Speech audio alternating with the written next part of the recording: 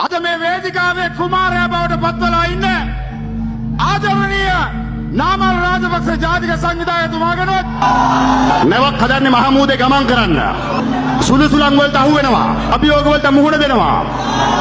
ඒ නිසා ගරු ජනාධිපතිතුමනේ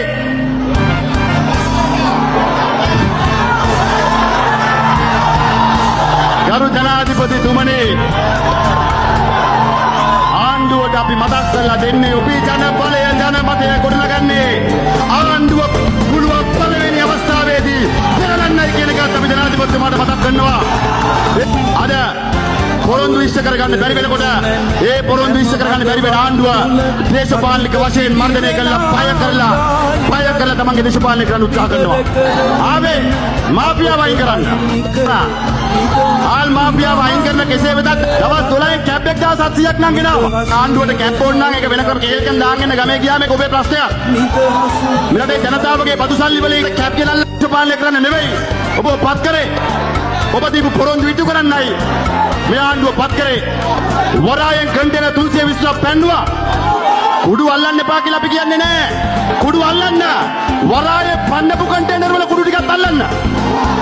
ආණ්ඩුවේ පෝෂණය ලබන සංවිධානාත්මක අපරාධකරු ආරක්ෂා කරන ගමන් අපේ හාමුදුරුවෝ ආණ්ඩුව මොකද කරන්නේ? විපක්ෂයට චෝදනා කරනවා. තමන්ගේ විදුහල්පති සංවිධානයේ අය පාසල් දරුවන්ට මත්ද්‍රව්‍ය විකුණන අහු වෙනකොට මොකද ආණ්ඩුව කරන්නේ?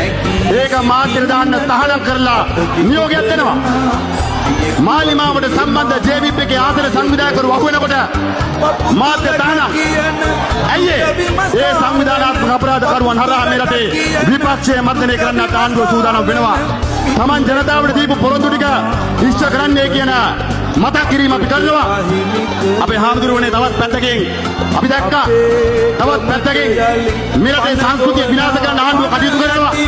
රාජ්‍ය අනුග්‍රහය ඇතුව සංස්කෘතිය විනාශ කරන සලස්මක් කුමන්ත්‍රණයක් ආණ්ඩුව මොකද්ද කියන්නේ? ඒක ජාතිවාදය කියලා හංමඩු ගහන උත්සාහ කරනවා. නෑ ඒ ජාතිවාදය නෙවෙයි.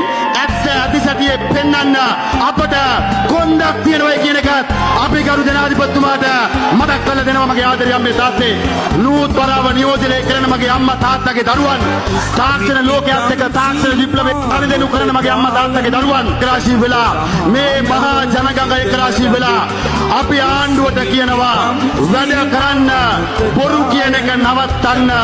එහෙම නැත්නම් දෙවෙනි අවස්ථාවේම මේ ආණ්ඩුව පෙරලන්න මේ බලවේගය කටයුතු කරනවා කියන එකත් මතක් කරමින් මාගේ විරෝධාර ජනතාවට ජය වේවා.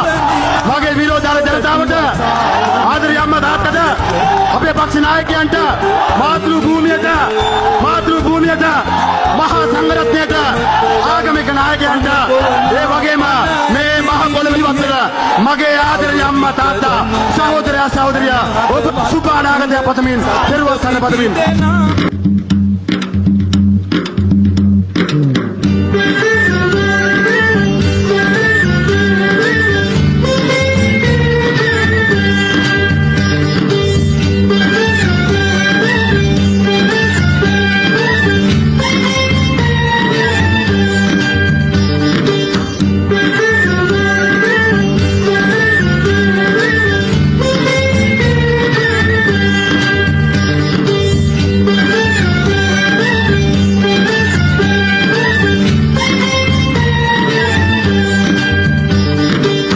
බතකා ඉවරයි බලමින් උන්නොත්